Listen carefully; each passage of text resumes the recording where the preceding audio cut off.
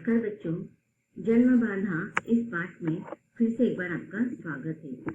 आज हम पिछले इस पाठ्य पुस्तक से पाठ क्रमांक 12वां पढ़ने जा रहे हैं, जिसका शीर्षक है जन्म बाधा। जन्म बाधा इस पाठ का सेशन क्रमांक दूसरा है। इसके पहले सेशन में हमने गुड्डी नामक एक छोटी सी लड़की और उसकी जिम्मेदारियों की कहानी पढ़ी। अब हम थोड़ा शीर्षक पर चर्चा कर लेते हैं। इस पाठ का शीर्षक है जन्म बाधा। तो यह जो शीर्षक है, जब हम इस पाठ की कहानी पढ़ते हैं तो यह शीर्षक हमें उचित लगता है। तो क्यों ऐसा उचित लगता है? क्योंकि बेटियों के जन्म के बाद मनुष्य की जो मानसिकता है, मानव समूह की जो मानसिकता है, यही बात इस कहानी के द्वारा और इस कहानी के शीर्षक के द्वारा दर्शाई गई है कि बेटी को जन्म से ही बाधा का सामना करना पड़ता है। बहुत सारी अड़चनें या बाधाएं, विघ्न उसके जीवन में आते रहते हैं। कुछ लोग बेटी को पढ़ाना लिखाना नहीं चाहते। ऐसे घर की बेटियों को बचपन से ही विविध गृह कार्यों से जोड़ दिया जाता है। बेटियों को माँ के हर एक कार्यों में मदद करनी पड़ती है। अर्थात बेटियों को बेटों का जब जन्म होता है तब से ही अनेक बाधाओं का सामना करना पड़ता है। इसीलिए इस पाठ का शीर्षक जन्म बाधा रखा गया है और ये जो पाठ है वो बेटियों से संदर्भित है। चलिए बच्चों, पाठ्य पुस्तक निकालेंगे। पाठ के द्वारा हम इस कहानी को और भी अच्छी तरह से समझेंगे। तो बच्चों, बेटी में या लड़की के रूप में जन्म लेना अर्थात वह बहुत ही बाधा ही होती है, संकट ही संकट होता है। और सबसे बड़ी बाधा या विघ्न बेटियों के लिए होती है उनके पढ़ाई को लेकर। लेकिन अगर आज हम वर्तमान युग में देखा जाए तो बेटियां अपने जन्म बाधा से दूर होने लगी है और वह अपने खुद के पैरों पर भी खड़ी हो रही है। अपने आप को वह दृढ़ संकल्पी बना रही है और अपने विकास के लिए वो खुद प्रयत्नशील होते हुए हमें दिखाई देती है। और इसी कारण प्रयत्नशील हो रही है वो किस प्रकार अपनी शिक्षा के अधिकार को प्राप्त कर सकती है, इसी पर आधारित यह कहानी है। तो इस प्रकार देखो, माँ और पिताजी की मानसिक विचारधाराएं, उनके अशिक्षित होना और घर की आर्थिक परिस्थिति कमजोर होना, घर में बहुत सारे भाई बहन होना, इसके कारण भी लड़कियों, जो बड़ी लड़कियां होती है, उनके ऊपर अधिक जिम्मेदारियां आ जाती है और इसी कारण उन्हें अपने बहुत से अधिकारों से जूझना पड़ता है, अपने अधिकारों के लिए लड़ना पड़ता है और अपने अधिकारों से वंचित भी रहना पड़ता है। जैसे कि इस कहानी में गुड्डी नामक जो लड़की है, उसे अपने मौलिक अधिकार जो है, शिक्षा का अधिकार, अब वो पढ़ाई की तरफ उसका अच्छा ध्यान है, उसे पढ़ना भी है आगे, लेकिन घर के उसके माँ और पिताजी उसे पढ़ाने के लिए जो वातावरण देना चाहिए वो उनके द्वारा नहीं दिया जा रहा है। और इसी कारण वो अपने माता और पिताजी के खिलाफ किसे पत्र लिखती है? प्रधानमंत्री को। परसाल के पहले वाले साल मामा जी की जिद पर मेरा नाम स्कूल में लिखवाया गया था। 1 महीने में ही तो जा पाई। उसी समय छोटकी हो गई, सो माँ अकेले घर नहीं चला पाई। मुझे स्कूल छोड़ देना पड़ा। अब देखिए, उसने अपने स्कूल छोड़ने के कारण भी बताया और किस वजह से उसे स्कूल जाने को मिला था ये भी बताया कि माँ और पिताजी उसे स्कूल में नहीं डालना चाहते थे, लेकिन उसके जो मामा जी आए थे उन्होंने जिद की थी और इसी कारण उसके माँ और पिताजी ने स्कूल में नाम लिखवा दिया था। लेकिन वो केवल 1 महीना ही स्कूल जा पाई थी और उसके बाद फिर पारिवारिक समस्याओं के कारण उसे स्कूल छोड़ देना पड़ा। मैंने माँ से कहा था मुझे भी पढ़ने दो। पप्पा ने सुना तो बोले कि जैसे घर में ही क हरा सीखा है वैसे ही आगे भी कुछ पढ़ ले, लेकिन घर में मुझे कौन पढ़ाएगा और कब? मैं अपनी मर्जी से स्कूल नहीं जा सकती, किसी से कुछ कह नहीं सकती। क्या यह सच है कि बंधुआ मजदूरों को छुड़ा दिया गया है? तो मुझे भी छुड़वा दीजिए ना। आपकी बेटी गीता गुड्डी। अब देखिए, यहाँ पर उसका नाम क्या है वो बताया गया है, गीता है उसका नाम और घर में उसे सारे लोग गुड्डी कहते हैं। अब देखिए, उसने अपनी तुलना जो है वो बंधुआ मजदूरों से किया है, क्योंकि बंधुआ मजदूर होते हैं जो बाल मजदूर होते हैं उन्हें भी तो इस प्रकार से ही छोटी उम्र में पैसों के खातिर, घर की आर्थिक परिस्थितियों के खातिर बहुत सारे मालिकों के द्वारा काम करवाया जाता है, लेकिन आज सरकार ने प्रधानमंत्री के द्वारा जो प्राथमिक शिक्षा को योगदान दिया है और प्राथमिक शिक्षा को महत्वपूर्ण देते हुए सब बच्चों को यह मुफ्त शिक्षा दी है और ये शिक्षा सबके लिए कंपलसरी है। तो इसी कारण यहाँ पर वह बाल मजदूरों को जिस प्रकार से छोड़ा दिया जाता है बाल मजदूरों को, तो उसे भी प्रधानमंत्री आकर इस मुसीबत से छुड़वा देंगे, यह आशा करती है।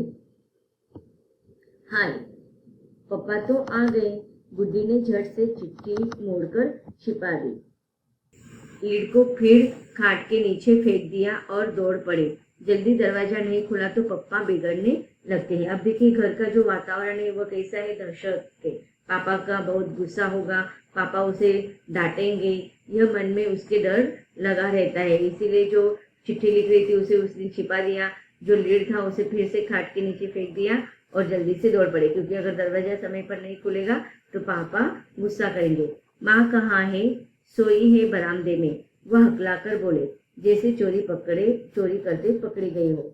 जा चाय बना ला। बनवा लो, चाय बनवा लो। जितने दिन प्रधानमंत्री जी मुझे नहीं छुड़वा देते उतने दिन खटवा लो। बस अब सबकी आग बचाकर पता लिख लेती हूँ। और टिकट कहाँ से लाऊं? अब देखिए यह बिना टिकट के ही भेज देती हूँ, वो तो समझ ही जाएंगे। मेरे लिफाफे को खोलने के पहले ही मेरी हालत भाप जाएंगे। अब देखिए यहाँ पर हमें टिकट की बात कही गई है कि टिकट कहाँ से ले आऊं, कहाँ टिकट के बिना भेज देती हूँ। तो इससे हमें क्या समझ में आता है कि गुड्डी ऐसा क्यों सोच रही है, क्योंकि लड़कियों को घर से निकलने नहीं दिया जाता है, तो वह टिकट कहाँ से ला पाएगी।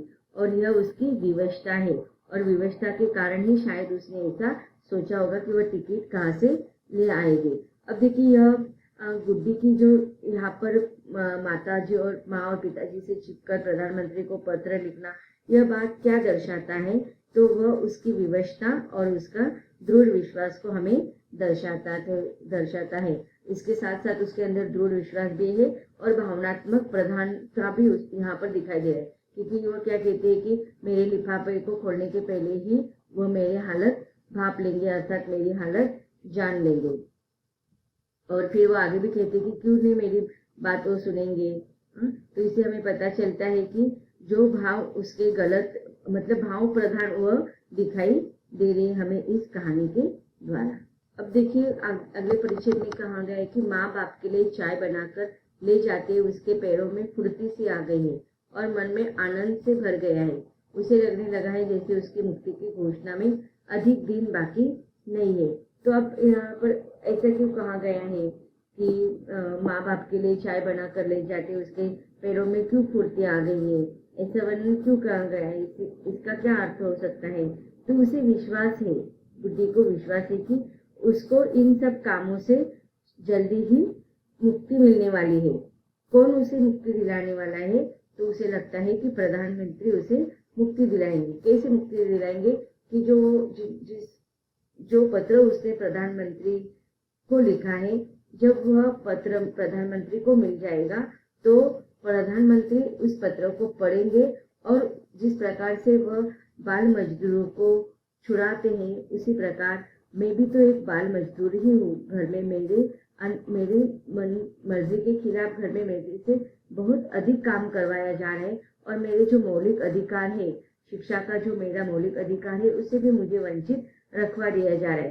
तो जब यह बात प्रधानमंत्री को पता चलेगी तो वह मुझे छुड़वाने के लिए जरूर आएंगे। इस प्रकार का विश्वास उसके मन में निर्माण होता है या उसके मन में पैदा होता है, और इसीलिए जब वो चाय बनाकर लाती है तो उसके पैरों में उस समय फुर्ती आ जाती है। अब देखिए यहाँ पर हमें इस परिच्छेदों के द्वारा पता चलता है कि बुद्धि जो है वह दृढ़ संकल्पी है।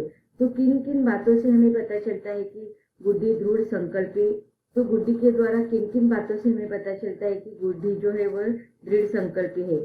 तो कौन से बातें हैं, तो वह देखते हैं हम कि बुद्धि का प्रधानमंत्री के नाम पर पत्र लिखना, अपने आप को बंधुआ मजदूर समझना, अध्ययन की चाहत, इत्यादि बातों से हमें पता चलता है कि गुड्डी अपने मुक्ति के लिए दृढ़ संकल्प है। अब देखिए, हम देखते हैं यहाँ पर जो कहानी बताई गई है उसमें जो मानसिकता दिखाई गई है, आज के युग में अगर हम देखेंगे तो आजकल इस युग में यह मानसिकता बदलती हुई हमें दिखाई देती है कि आज बहुत से जो माता और पिताजी है, भले वो निरक्षर हो, भले घर के आर्थिक स्थिति जो होती है वो कमजोर हो, फिर भी वो अपनी लड़कियों को पढ़ाना चाहते हैं, क्योंकि उन्हें पता है आज आज लोगों की विचारधाराएं बदल गई है। भले ही लड़कियों को शादी करके उसके ससुराल में जाना होता है, लेकिन वह ससुराल में जाने से पहले लड़कियों को अपने पैरों पर खड़ा करना चाहते हैं। और इसीलिए बहुत से माता और पिताजी ऐसे होते हैं कि उनकी आर्थिक परिस्थिति न होने के बावजूद, वह खुद सुशिक्षित न होने के, निरक्षर होने के बावजूद भी अपने बेटियों को पढ़ाते हैं, दिखाते हैं और अपने पैरों पर खड़े होने के लिए उसे मजबूत बनाते हैं। अब देखिए, अपनी मुक्ति के लिए गुड्डी ने प्रधानमंत्री जी को जो चिट्ठी लिखी है, तो इसे क्या होगा, उसके माता पिताजी को परेशानी में पड़ सकते हैं क्या? इसके माता पिताजी को परेशान हो सकते हैं। तो इस गुड्डी के जो व्यवहार है उस पर आपको क्या लगता है कि उसे माता पिताजी पर कुछ कार्रवाई की जा सकती है प्रधानमंत्री को पता चलने के बाद? हाँ, तो देखो, अब जो प्रधानमंत्री को जो पत्र गुड्डी ने लिखा है ना, तो माता पिता को इतनी परेशानी होती है कि गुड्डी के द्वारा जो कार्य संपादन किए जाते हैं उस कार्य को गुड्डी की माँ करती। अब देखिए, ये जो कार्य, घर के छोटे छोटे कामों की जिम्मेदारी माँ की होती है। अब माँ को अगर लगता है कि वो काम उसे अकेले से नहीं हो पा रहे क्योंकि घर में बहुत सारे बच्चे, तो माँ की भी जिम्मेदारी होती है कि वह केवल एक बच्चे पर, एक ही लड़की पर या एक ही लड़के पर इस प्रकार की जिम्मेदारियां ना सौंपे। वह सारे काम, थोड़े थोड़े काम हर एक बच्चे को करने के लिए सौंप दे। तो इससे क्या होगा, एक बच्चे पर वो काम की जिम्मेदारी नहीं आएंगी और सारे बच्चों को अपने अपने काम करने के जो रिस्पॉन्सिबिलिटी होती है, जो जवाबदारियां होती है, वो समझ में आ जाएगा। तो इससे क्या होगा, माँ के भी काम करने की परेशानी कम हो जाएंगी, बेटों में भी काम का जो नियोजन है वो बंटवारा हो जाएगा। तो इससे सबको काम करने की आदत भी लग सकती है और गुड्डी जैसी लड़कियों पर किसी भी प्रकार का अन्याय नहीं हो सकेगा। अब देखिए, लेकिन बच्चों का जो शिक्षा का अधिकार है, यदि कोई बच्चा अपने अधिकार के लिए प्रयत्नशील हो रहा है और तो उसे क्या करना चाहिए, हमें प्रयत्नशील बच्चों को प्रोत्साहन देना चाहिए, चाहे वो गुड्डी के माता पिता हो या प्रधानमंत्री हो। अब प्रधानमंत्री जी गुड्डी के माता पिता को स्कूल में भेजने के लिए प्रोत्साहित कर सकते हैं और उसकी शिक्षा के लिए मदद अवश्य कर सकते हैं। अब लेकिन यह गुड्डी का पत्र क्या प्रधानमंत्री के पास पहुंच पाएगा? नहीं पहुंच पाएगा, क्योंकि उसके उस पत्र पर ना ही प्रधानमंत्री का एड्रेस उसने लिखा है और न ही टिकट वहां पर उसने लगवाया है। अब देखिए, बेटी भले ही प्रधानमंत्री को पत्र लिख रही है, लेकिन उसके पहले उसने अपने माता पिता को समझाने की कोशिश की है। अगर माता पिता नहीं समझ पा रहे तो ऐसे समय पर गुड्डी जैसे बहुत सारी लड़कियां होती है, वो अपने आगे के भविष्य को, उज्जवल भविष्य को देखने के लिए विवश हो जाती है। और इसी कारणवश अब यहाँ पर देखिए, उसके दृढ़